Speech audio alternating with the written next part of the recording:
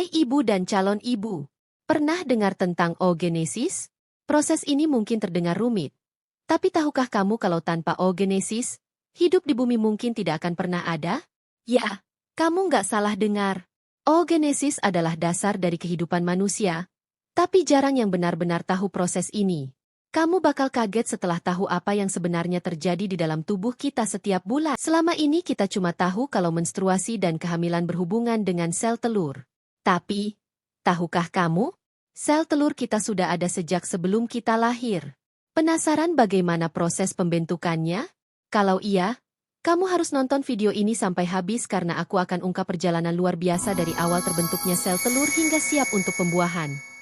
Jadi, apa itu oogenesis?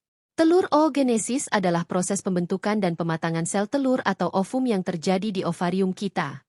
Nah, proses ini sebenarnya dimulai sejak kita masih dalam kandungan, ketika kita sendiri belum lahir. Bayangkan, di usia janin, kita sudah punya jutaan calon sel telur yang akan berkembang sepanjang hidup kita. Ketika kita lahir, semua calon sel telur ini sudah ada, tapi masih dalam keadaan belum matang. Dan, tahukah kamu?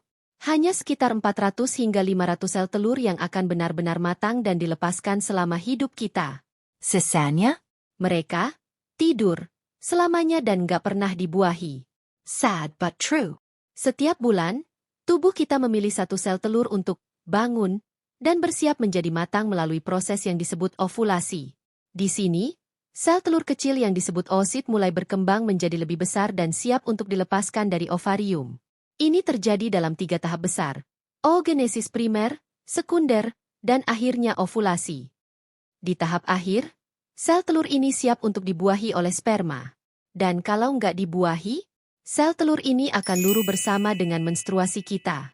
Jadi, setiap kali kamu menstruasi, itu sebenarnya adalah sel telur yang tidak terpakai. Fakta menarik tentang oogenesis nomor 1. Sel telur kita adalah sel terbesar di tubuh manusia. Satu sel telur memiliki ukuran 20 kali lebih besar dari sel sperma.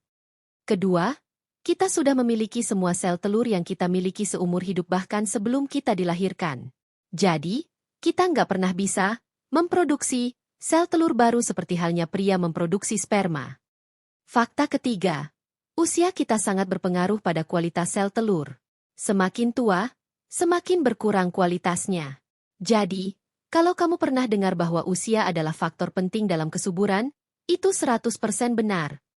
Jadi, itulah perjalanan luar biasa dari oogenesis, proses awal pembentukan kehidupan yang terjadi di dalam tubuh kita. Dari jutaan calon sel telur yang kita bawa sejak lahir, hingga hanya beberapa yang matang dan siap dibuahi, setiap bulan tubuh kita bekerja tanpa henti. Jangan lupa, kesehatan kita sangat berperan penting dalam menjaga proses oogenesis ini tetap berjalan dengan baik. Jadi, pastikan kamu tetap menjaga pola makan, gaya hidup, dan kesehatan mentalmu.